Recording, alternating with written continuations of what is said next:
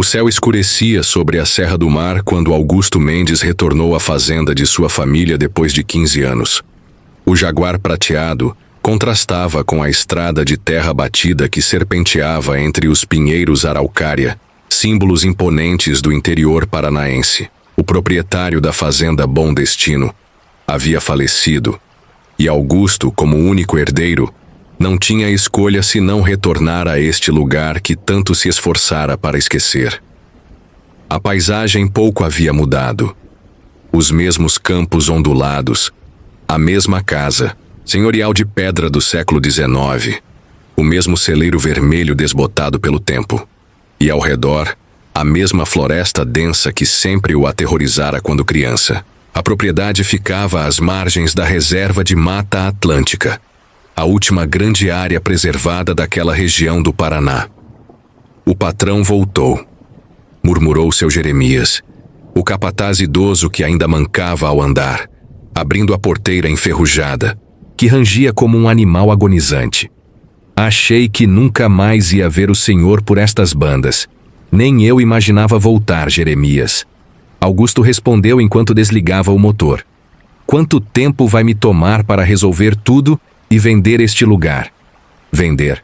O velho arregalou os olhos. Esta terra está na sua família há 5 gerações, rapaz. E agora está na minha. Augusto cortou secamente.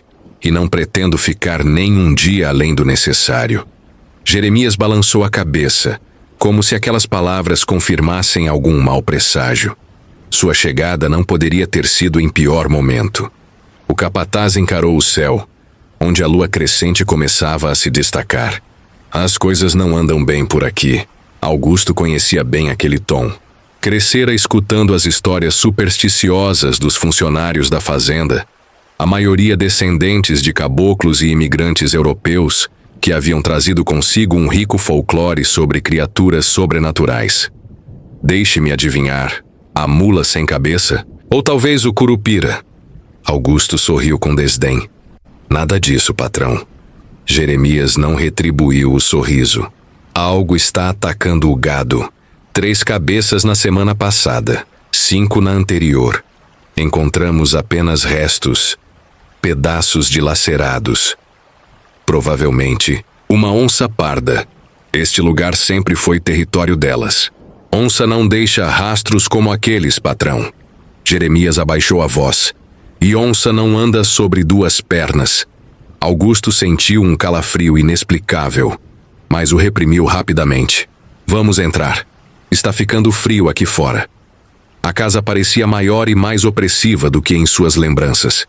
Os aposentos estavam limpos, mas permeados por um odor particular. Uma mistura de mofo, cera de abelha e algo indefinível, quase animal. As pesadas cortinas de veludo verde bloqueavam parcialmente a luz do entardecer, criando sombras alongadas pelos cômodos. Mantivemos tudo como seu pai deixou, explicou Jeremias, guiando-o pelo corredor. O quarto do patrão velho está pronto, mas preparamos o seu antigo quarto se preferir. Ficarei no escritório. Tenho muito trabalho para colocar os papéis em ordem antes de listar a propriedade. O capataz parou abruptamente, virando-se para encarar Augusto. O senhor não pode vender agora. E por que não? Quem compraria um lugar onde o gado está sendo massacrado? Precisamos resolver isso primeiro. Augusto percebeu a lógica daquelas palavras. Ninguém pagaria o valor real por uma fazenda com problemas. Quanto tempo faz que isso começou? Os ataques? Cerca de 2 meses. Jeremias hesitou antes de continuar. Começou logo depois que abriram aquela clareira na reserva para o novo projeto de mineração. Que projeto? Uma empresa de fora. Compraram a concessão para explorar minério naquela área protegida. Seu pai estava lutando contra isso quando... O velho não completou a frase, mas não era necessário. Augusto sentiu o peso da fatalidade. Seu pai sempre fora um conservacionista ferrenho, protegendo não apenas suas terras, mas também aquela floresta que considerava sagrada. Agora entendia por que o advogado insistira tanto para que ele viesse pessoalmente. Mostre-me onde aconteceram. Os ataques. A noite já havia caído quando chegaram ao pasto leste, onde o último ataque ocorrera. Sob a luz das lanternas, Augusto examinou a cerca arrebentada e o chão manchado de sangue seco.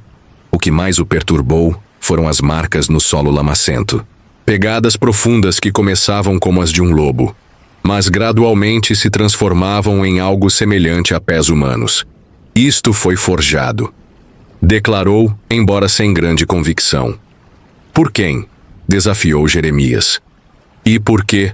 Antes que Augusto pudesse responder, um uivo distante cortou a noite, ecoando pelas colinas. Não era o som de um lobo comum. Era mais grave, mais longo, carregando um tom quase humano de lamento. O que foi isso? Augusto perguntou, sentindo os pelos da nuca se eriçarem. Jeremias cruzou-se rapidamente. É ele, o lobisomem da serra. O escritório de Sebastião Mendes era um santuário ao passado. Mapas antigos da região cobriam uma parede inteira. A outra exibia cabeças empalhadas de animais que o falecido patriarca havia caçado em sua juventude, antes de se converter à causa ambientalista. Uma imponente escrivaninha de mogno dominava o centro do cômodo, repleta de papéis organizados em pilhas meticulosas. Augusto passou a madrugada examinando documentos. Havia correspondências com órgãos ambientais, processos contra a empresa de mineração, a Paraná Minerals Corporation, e um diário de anotações de seu pai. As últimas entradas relatavam acontecimentos perturbadores. 15 de agosto. Terceira noite seguida de uivos. Jeremias insiste que é um lobisomem. Bobagem. Mas o que me preocupa são as escavações na área proibida. Eles estão violando o acordo. Aquela parte da floresta não pode ser tocada. Mais de agosto. Encontrei pegadas estranhas perto da nascente. Grandes demais para qualquer animal conhecido na região. Amanhã levarei o Bernardo da universidade para analisar. 3 de agosto. Bernardo está assustado. Diz que as pegadas não correspondem a nenhuma espécie catalogada. Tirou moldes para análise. Vamos montar armadilhas fotográficas. 27 de agosto. Todas as câmeras foram destruídas. Algo está nos observando. À noite vi olhos refletindo a luz da varanda. Amarelos como enxofre. Altos demais para serem de um quadrúpede. 30 de agosto. Primeira morte no rebanho. Animal completamente dilacerado. Intestinos espalhados como se fosse algum ritual.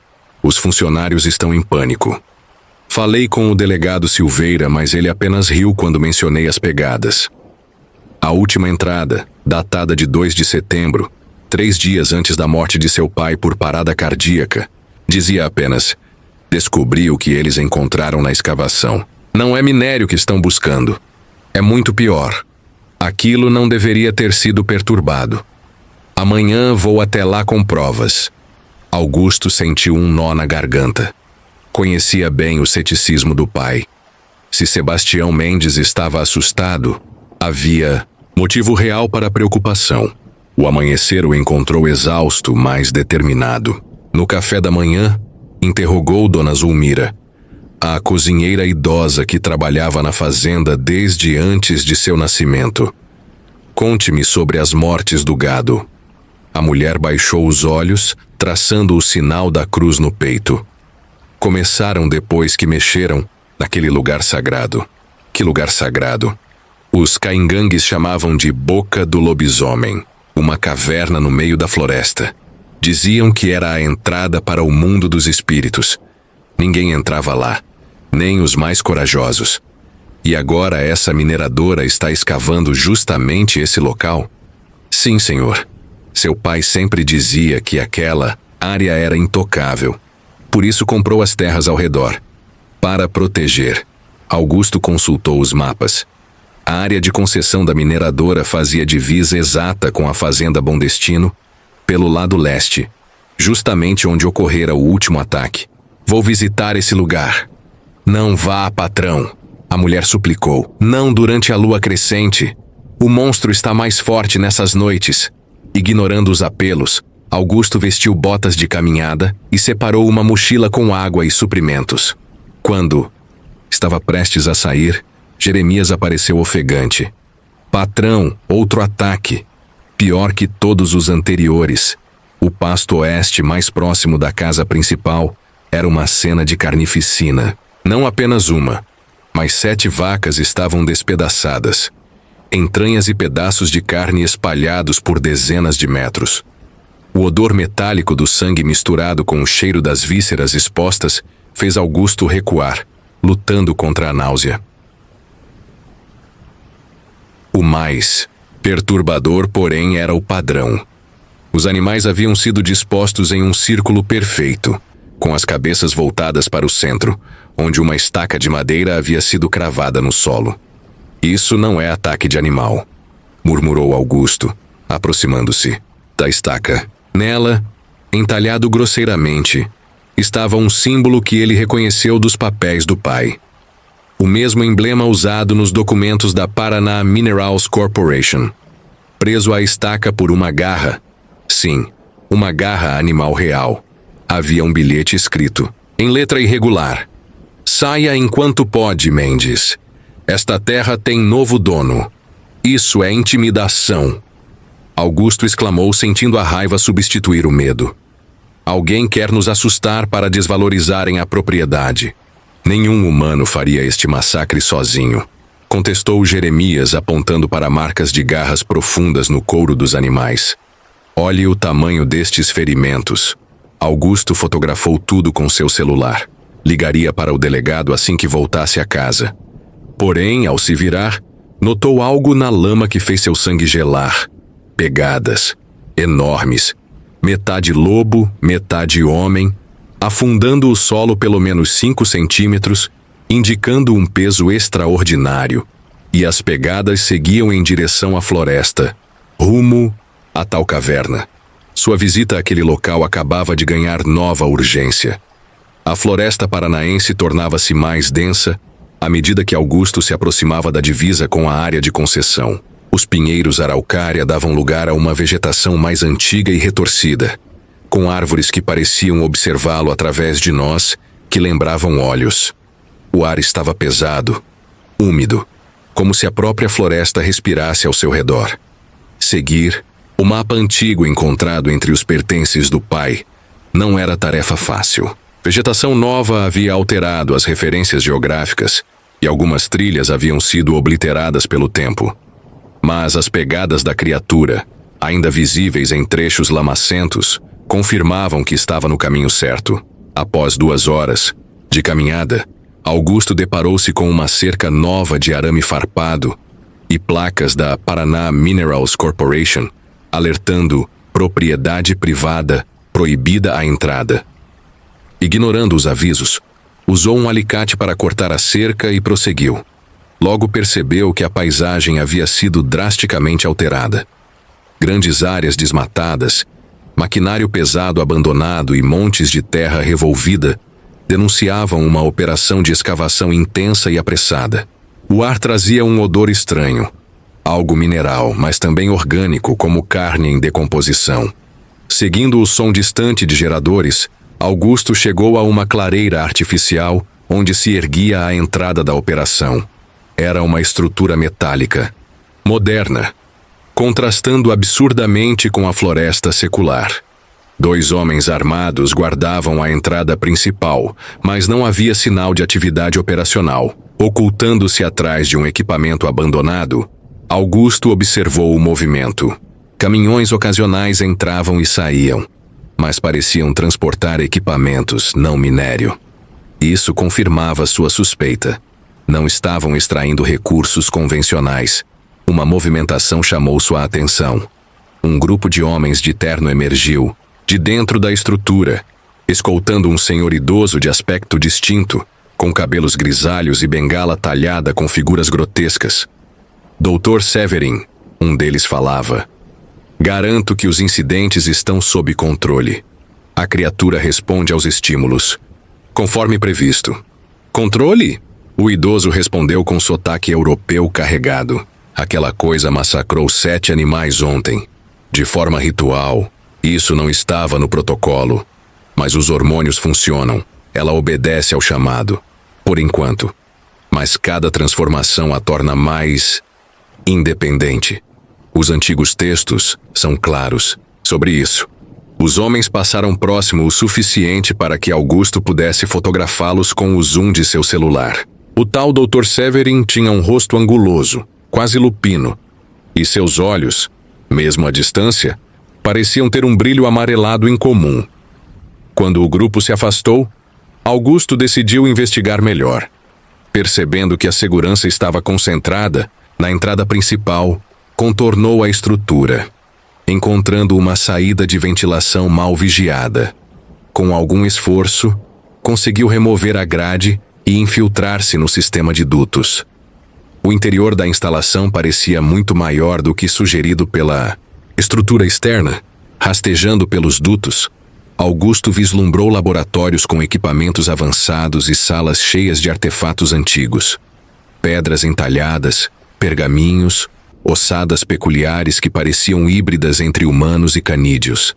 Finalmente chegou a um ponto onde o duto se abria para uma câmara cavada na rocha natural. O que viu abaixo congelou seu sangue. Era a caverna ancestral, mas agora transformada em uma espécie de arena subterrânea. Símbolos ritualísticos haviam sido pintados nas paredes, e no centro, uma estrutura de metal circular continha algo que se debatia furiosamente contra correntes de uma liga metálica incomum, dourada e reluzente. A criatura era um pesadelo tornado realidade. Mais de 2 metros de altura, ainda que curvada.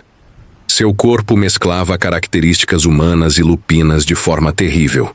A pelagem negra e densa não conseguia esconder músculos pulsantes de força sobrenatural. O focinho alongado continha dentes que pareciam punhais. E os olhos eram o pior, inteligentes e amarelos como o enxofre que Sebastião Mendes descrevera. Fascinante, não? Uma voz sobressaltou Augusto, que não percebera a aproximação de alguém pelo corredor adjacente. Era o Dr. Severin. Um espécime perfeito do Homo lupus cambiaforma, o verdadeiro lobisomem paranaense. Isso é impossível. Augusto murmurou, paralisado de horror, enquanto o idoso apontava uma arma em sua direção. Impossível. Os nativos caingangues conheciam estas criaturas há séculos. Elas hibernam por décadas, às vezes séculos, em cavernas específicas, que servem como portais dimensionais. Esta região do Paraná tem uma das maiores concentrações de avistamentos de lobisomens da América do Sul. Vocês o criaram? Não, meu jovem Mendes.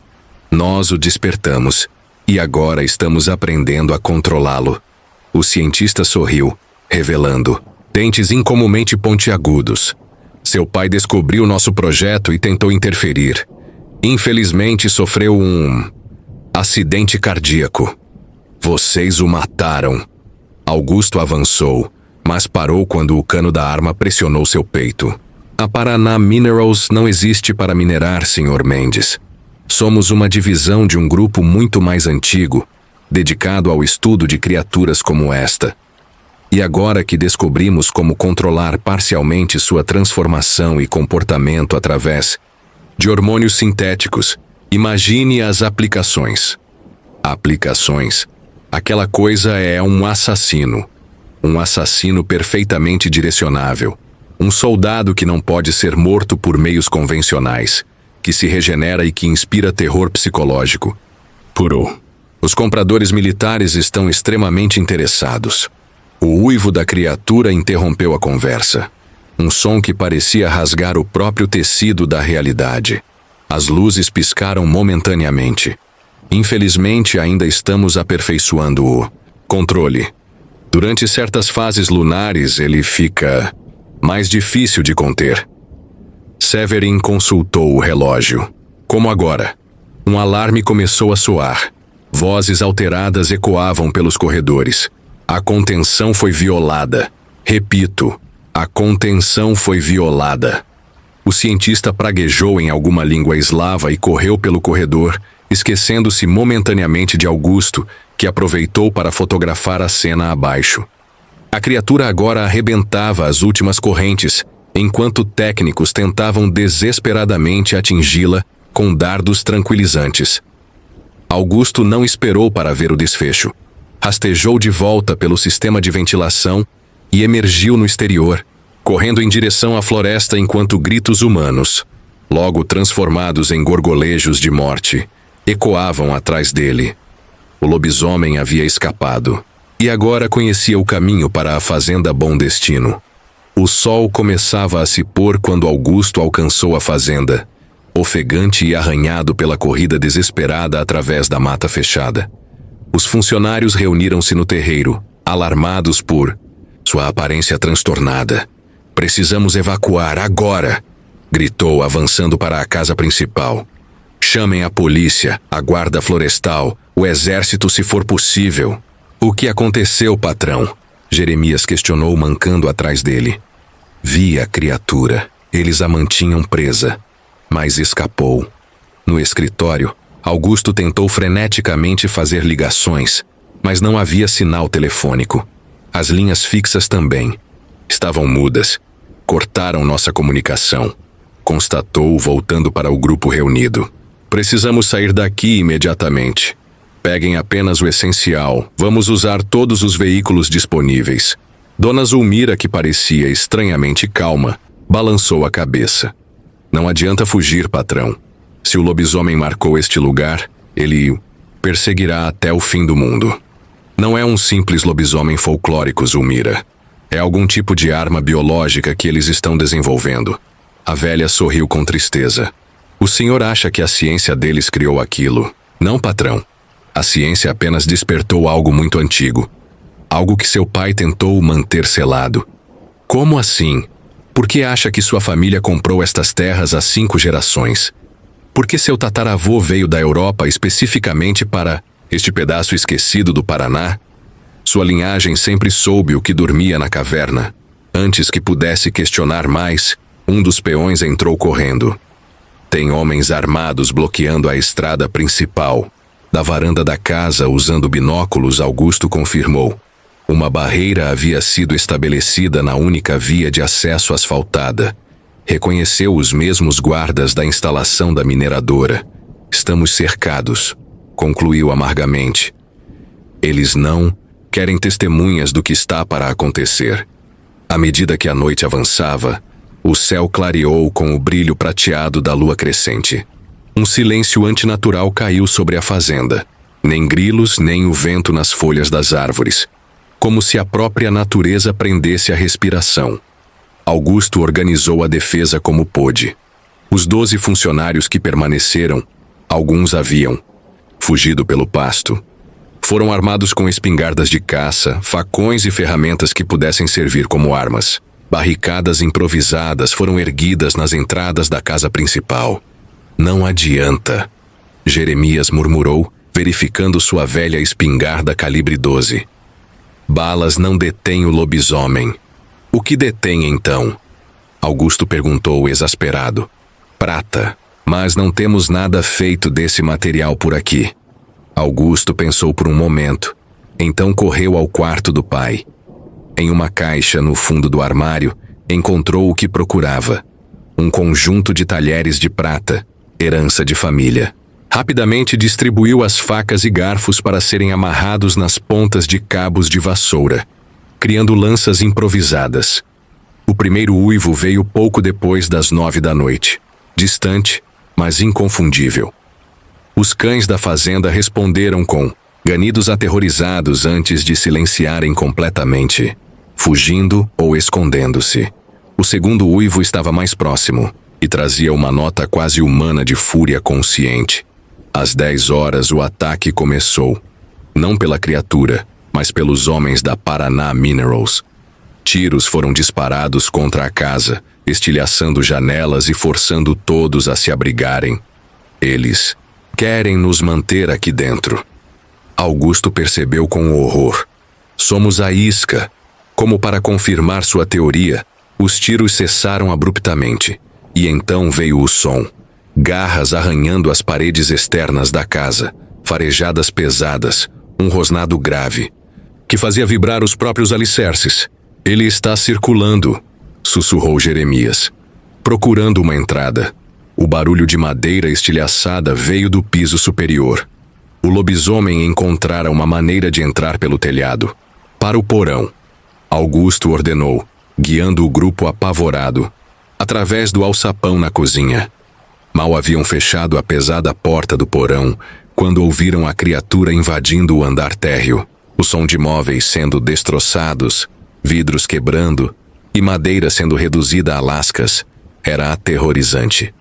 Mas pior eram os ruídos que a criatura fazia, alternando entre rosnados animalescos e algo dolorosamente semelhante a palavras humanas distorcidas.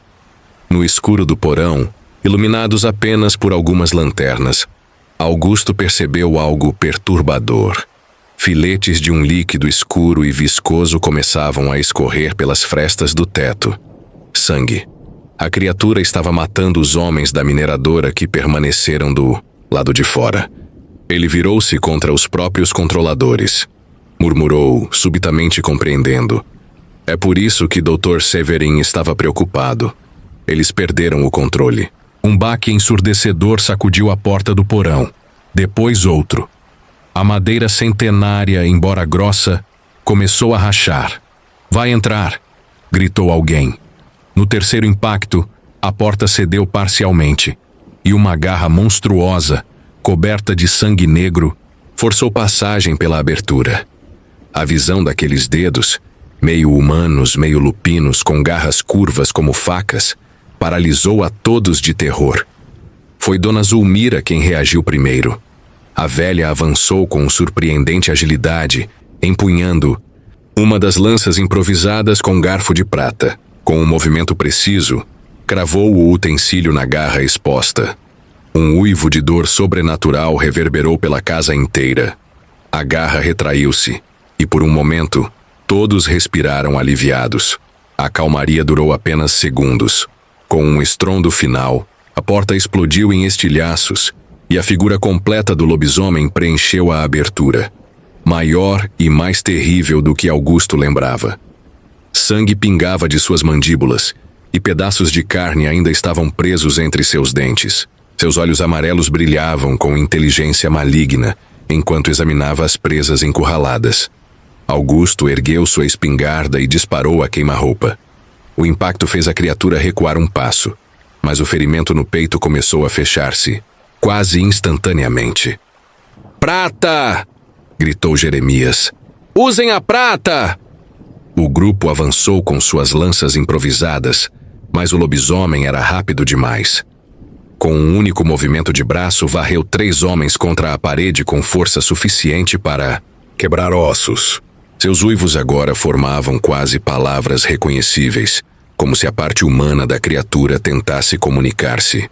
Dona Zulmira, inexplicavelmente, deu um passo à frente. "Você se lembra de mim, não é?" Ela falou diretamente à criatura. "Você conhece o meu sangue." Para espanto de todos, o lobisomem parou, inclinando a cabeça como um cão confuso. "Minha avó selou você naquela caverna há quase um século."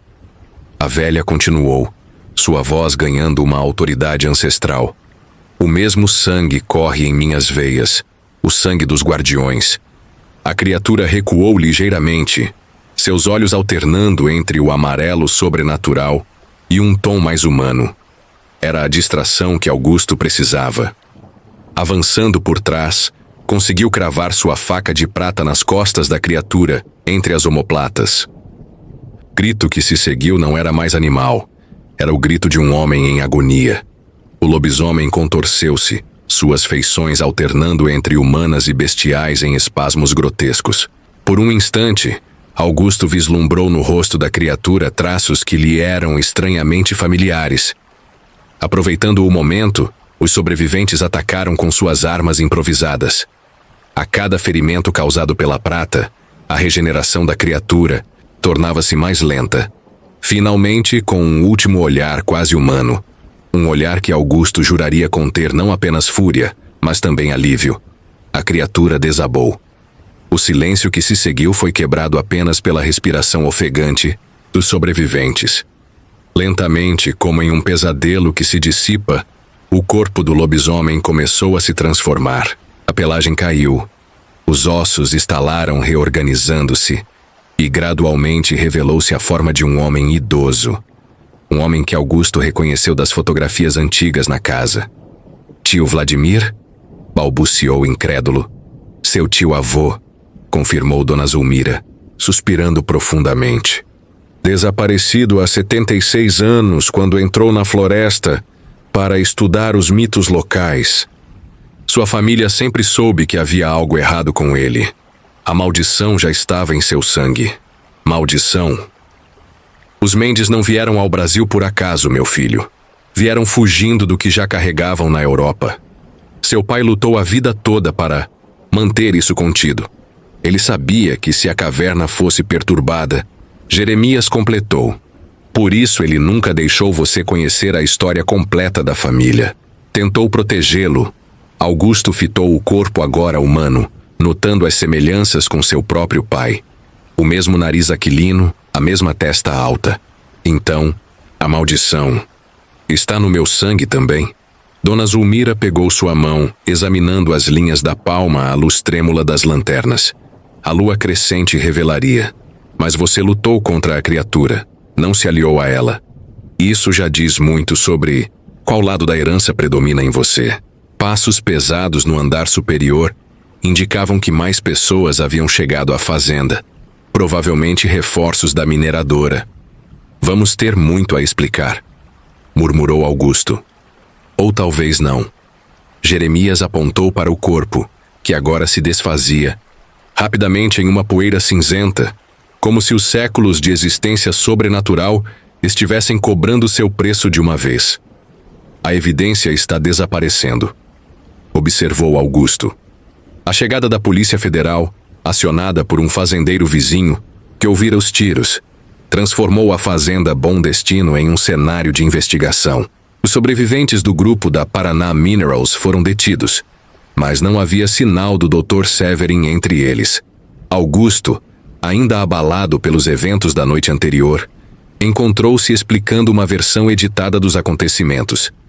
Invasores armados, conflito com os funcionários da fazenda, mas nada sobre criaturas sobrenaturais. Os corpos dilacerados dos guardas da mineradora foram atribuídos a um animal selvagem não identificado, que aparentemente atacara durante o confronto. Senhor Mendes, o delegado federal Maurício Gomes o abordou enquanto os peritos ainda trabalhavam. Encontramos documentos interessantes nos veículos abandonados. A tal Paraná Minerals parece ser uma fachada para algo chamado Instituto Lupino Europeu. Nunca ouvi falar. Nós também não, até algumas horas atrás. Mas estamos recebendo informações da Interpol de que essa organização está envolvida em atividades suspeitas em diversas partes do mundo, sempre em regiões com folclore relacionado a lobisomens. Augusto sentiu um calafrio. Não havia acabado. Quando os oficiais finalmente partiram, levando os detidos e prometendo uma investigação completa sobre a falsa mineradora, a fazenda mergulhou em um silêncio pesado. Dos 12 funcionários que enfrentaram o horror, apenas 7 sobreviveram. O funeral dos outros 5 seria realizado no dia seguinte. Naquela noite, incapaz de dormir, Augusto retornou ao escritório do pai. Com nova determinação, revirou os arquivos mais antigos, aqueles que datavam do século XIX. Foi em uma caixa de documentos escondida atrás de um painel falso que encontrou o diário de couro do fundador da linhagem brasileira dos Mendes, Konstantin Mendelovich, que mais tarde simplificara o sobrenome ao imigrar. O diário, escrito em uma mistura de romeno e português arcaico, revelava a terrível verdade que sua família carregava há gerações. 846, 15 de julho, Transilvânia. Os caçadores vieram novamente. Nosso segredo não está mais seguro nestas montanhas. Maldição que corre em nosso sangue desde o pacto de Vlad nos condena. Meu próprio irmão sucumbiu na última lua cheia, massacrando 3 aldeões antes que conseguíssemos contê-lo. O conselho local exige nossa execução. Precisamos partir. 846, 3 de setembro, Viena. Recebemos notícias de terras distantes, além do oceano. Um lugar chamado Brasil, onde florestas antigas guardam segredos semelhantes aos nossos. Dizem que os nativos conhecem formas de conter a maldição, rituais que podem acalmar a besta interior. É nossa única esperança. 847, 12 de março. Porto de Paranaguá, Brasil. Finalmente chegamos. O clima é estranho, quente e úmido, mas sinto algo familiar nas florestas que avistamos ao longe. As montanhas do lugar chamado Serra do Mar têm uma energia que ressoa com nosso sangue. Talvez aqui possamos encontrar paz. 847, 29 de maio. Terras adquiridas no interior. Encontramos os indígenas que chamam a si mesmos de caingangues. Seu xamã, ao ver a marca de nascença em meu pulso, o sinal da maldição, não demonstrou medo, mas reconhecimento. Em sua língua estranha falou de homens-lobo que seus ancestrais conheceram. Ele me levou a uma caverna que será a nossa salvação ou perdição. As páginas seguintes detalhavam como Constantin aprendera com os indígenas a utilizar ervas e rituais para controlar a transformação, e como decidira estabelecer a fazenda precisamente naquela localização para proteger a entrada da caverna, um portal dimensional, segundo as crenças locais, onde a maldição podia ser contida através de rituais específicos. A linhagem dos Mendes tornara-se assim guardiã daquele segredo terrível. A cada geração, pelo menos um membro da família manifestava os sinais da maldição e precisava ser iniciado nos rituais de contenção. Alguns, como Vladimir, haviam sucumbido completamente. Outros, como seu pai, conseguiram resistir e dedicaram suas vidas a manter o segredo. Um parágrafo específico chamou a atenção de Augusto. A transformação completa pode ocorrer apenas quando o sangue amaldiçoado entra em contato com o pó negro encontrado apenas naquela caverna. Um pó que os nativos chamam de lágrimas da lua. Sem esse elemento catalisador, a maldição permanece dormente, manifestando-se apenas como pesadelos, força incomum e ocasional comportamento selvagem durante as luas cheias. Augusto fechou o diário com as mãos trêmulas. Subitamente, compreendeu os surtos de fúria que experimentara na adolescência, os pesadelos vívidos com lobos e florestas, a força desproporcional que assustara seus colegas de escola. Um toque na porta interrompeu seus pensamentos. Era Dona Zulmira. Vejo que encontrou a verdade, patrão. Você sabia de tudo isso. Como? Minha família serve a sua há 4 gerações. Os caingangues que ensinaram seus ancestrais eram meus ancestrais também. Somos os guardiões humanos, que vigiam os guardiões amaldiçoados. A velha aproximou-se, tocando com delicadeza o pulso de Augusto, onde, sob a luz certa, podia-se discernir uma mancha de nascença em forma de crescente, a mesma descrita no diário como o sinal da maldição. Seu pai lutou contra isso a vida toda. Manteve você longe daqui para protegê-lo. Ele sabia que quanto mais próximo da caverna, mais forte a influência sobre o sangue. Então, eu poderia... Sim, sob circunstâncias específicas. O pó negro da caverna é o gatilho principal. Augusto sentiu-se tonto com a revelação. O que fazemos agora? A mineradora ou esse Instituto Lupino sabe sobre tudo isso? Eles vão voltar. Não imediatamente. A polícia confiscou seus equipamentos, selou a área. Mas sim, eventualmente eles ou outros como eles retornarão. A maldição sempre atrai aqueles que desejam controlar seu poder. Augusto encarou a velha com uma determinação renovada. Então precisamos estar preparados. Conte-me tudo o que sabe sobre os rituais de contenção. As semanas seguintes foram dedicadas a um aprendizado intenso. Dona Zulmira revelando-se uma verdadeira guardiã do conhecimento ancestral. Ensinou a Augusto os rituais que sua família praticara por gerações para manter a maldição sob controle. Durante o dia, eles estudavam os símbolos de proteção que deveriam ser renovados ao redor da propriedade. Marcas discretas entalhadas em árvores específicas, formando um perímetro sagrado. À noite, praticavam cantos ritualísticos em uma mistura de língua caingangue e romeno arcaico, que Constantin trouxera da Europa. Jeremias, que se recuperava de seus ferimentos, revelou-se também um repositório de conhecimentos práticos sobre como lidar com manifestações sobrenaturais. Sua família, explicou, sempre fora responsável pela fabricação das armas rituais, incluindo as balas de prata que mantinham estocadas em um compartimento secreto do celeiro. Seu pai nunca precisou usá-las, contou o capataz. Mas sempre estivemos preparados. As investigações sobre a Paraná Minerals continuavam. O delegado Gomes ocasionalmente visitava a fazenda com atualizações. A empresa tinha conexões com organizações obscuras na Europa Oriental, especialmente na Romênia e Hungria.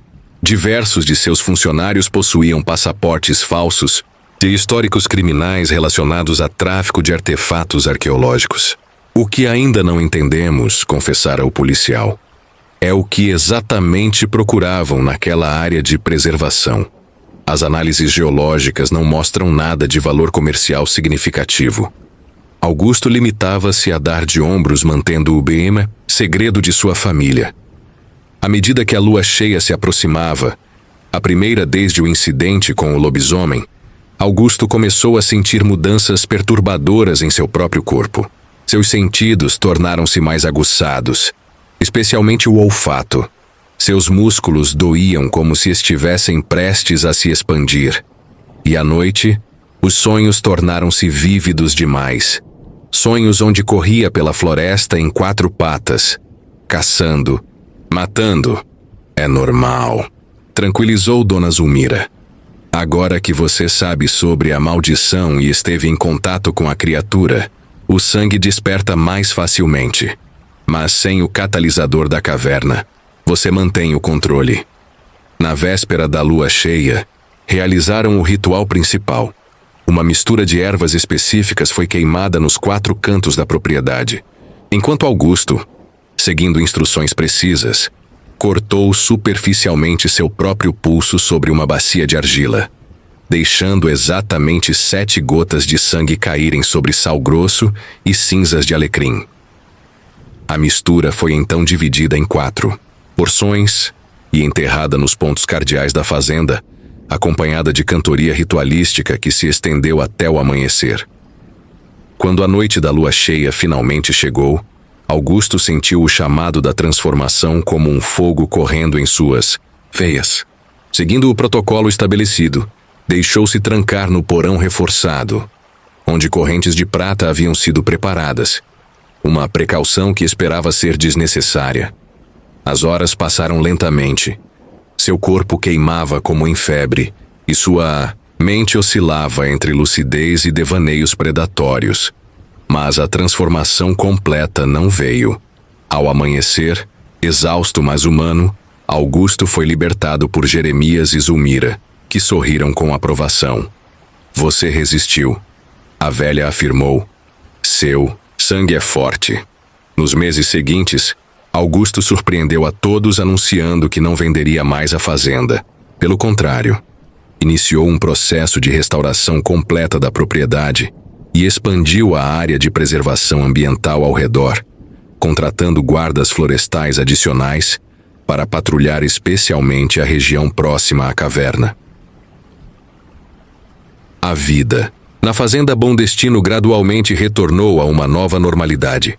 As perdas da noite do ataque jamais seriam esquecidas, mas um monumento em homenagem aos funcionários mortos foi erguido no jardim central, e suas famílias receberam generosas pensões.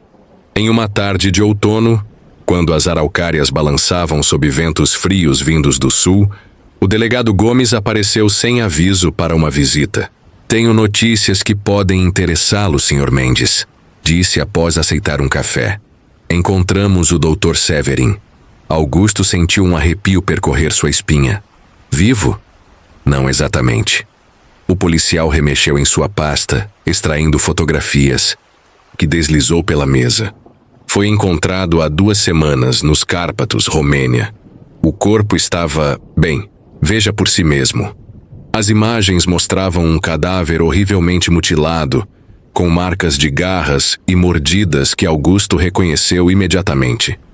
Parece que seu amigo encontrou algo semelhante ao que atacou sua fazenda, comentou o delegado. As autoridades romenas classificaram como ataque de lobo, mas os lobos não arrancariam um coração humano e o colocariam cerimonialmente nas mãos da vítima, completou Augusto, observando esse detalhe macabro na fotografia. Exatamente. O delegado recolheu as imagens. Achei que deveria saber. Seja lá o que essa gente estava procurando aqui, parece que o encontraram de outra forma. E não terminou bem para eles. Após a partida do policial, Augusto buscou Dona Zulmira, mostrando-lhe uma cópia da fotografia que conseguira discretamente. O que isso significa? Havia outro como o tio Vladimir? A velha estudou a imagem com expressão grave. Não é outro, patrão, é o mesmo. Impossível. O lobisomem morreu aqui. Nós vimos. O corpo físico, sim. Mas a essência, a criatura é tanto física quanto espiritual. Quando liberada completamente, pode transferir-se entre portais semelhantes. Sua caverna aqui tem uma irmã nos Cárpatos, o berço original da maldição. Então não acabou. Nunca acaba completamente, patrão. É por isso que sua família existe. É por isso que estamos aqui, naquela noite, contemplando a lua crescente da varanda da casa principal.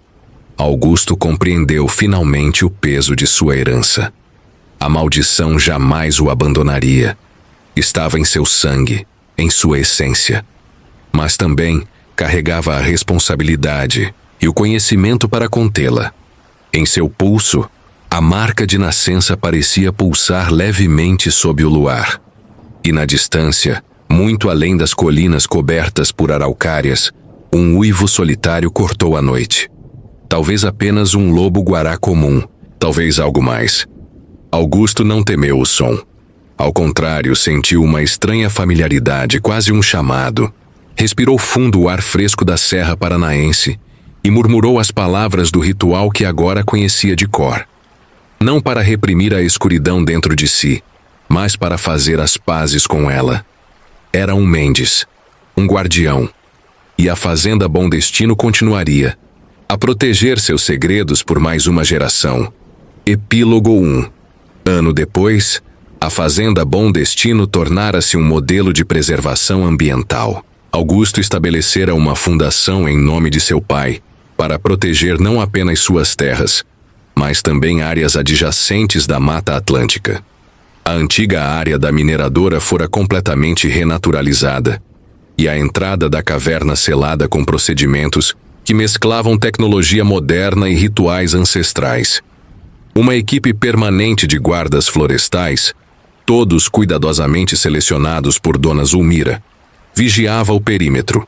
Em uma das raras ocasiões em que retornava a Curitiba para tratar de negócios, Augusto foi abordado por uma jovem mulher em um café. Alta, com traços eslavos marcantes e olhos intensamente verdes, ela sorriu ao sentar-se à sua mesa sem convite. Senhor Mendes, finalmente nos conhecemos. Falou com leve sotaque do leste europeu. Meu nome é Irina Lupei. Acredito que temos interesses comuns. Não creio que tenhamos, respondeu secamente fazendo menção de se levantar. Por favor. Ela tocou seu pulso, precisamente sobre a marca de nascença. Não somos todos caçadores como Severin. Alguns de nós são guardiões como você. Ela ergueu discretamente a manga de sua blusa, revelando uma marca idêntica. Sua. Minha família protege os portais nos Cárpatos há séculos. E acredito que precisaremos uns dos outros muito em breve. Por quê? Porque outros estão acordando, Sr. Mendes. Em diversos lugares do mundo. Ela deslizou sobre a mesa um envelope contendo fotografias de marcas de garras e pegadas semelhantes às que vira na fazenda, mas em localizações tão distantes quanto Sibéria, México e Japão. A lua vermelha está chegando. Um eclipse lunar total que ocorre apenas a cada 107 anos. Nesse momento, todos os portais se alinham. Augusto sentiu o sangue gelar. Quando? Em exatos 3 meses. E quando isso acontecer, precisaremos de todos os guardiões em seus postos. Ela levantou-se, deixando um cartão com um número de telefone. Ou desta vez, o que sair das cavernas não retornará. Enquanto a observava partir, Augusto sentiu o familiar formigamento em seu pulso. A marca respondendo a algo primitivo, algo ancestral. A verdadeira batalha estava apenas começando. Naquela noite, ao retornar à fazenda, contou a Dona Zulmira sobre o encontro. A moça falou a verdade. Confirmou a velha, consultando anotações em um caderno de couro desgastado. O eclipse vermelho está realmente chegando. Eu esperava que fosse apenas uma lenda. E o que acontece exatamente durante esse eclipse? Os portais não apenas se alinham, mas se fundem temporariamente. Todas as criaturas seladas podem atravessar entre dimensões livremente. E mais importante, ela hesitou, mas prosseguiu.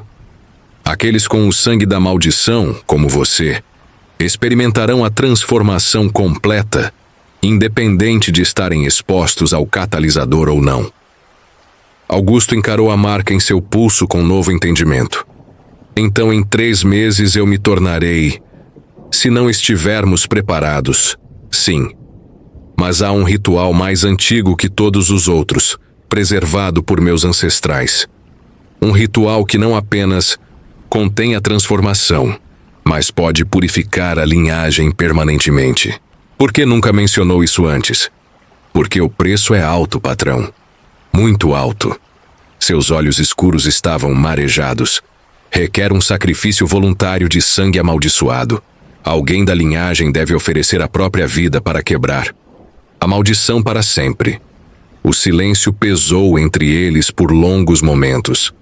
E se não realizarmos esse ritual, se eu apenas tentar conter minha transformação como fizemos na lua cheia, então lutará contra a besta interior pelo resto de sua vida, e seus filhos herdarão o mesmo fardo. Ela suspirou. Como tem sido por séculos. Naquela noite, da varanda da casa principal, Augusto observou a lua crescente entre as araucárias. Em algum lugar distante, um lobo-guará uivou solitariamente. Pela primeira vez, Augusto permitiu-se responder ao chamado. Não com palavras ou uivos, mas com a aceitação silenciosa de quem finalmente compreende seu verdadeiro lugar no mundo. Tinha 3 meses para decidir. Abraçar a maldição ou sacrificar-se para encerrá-la.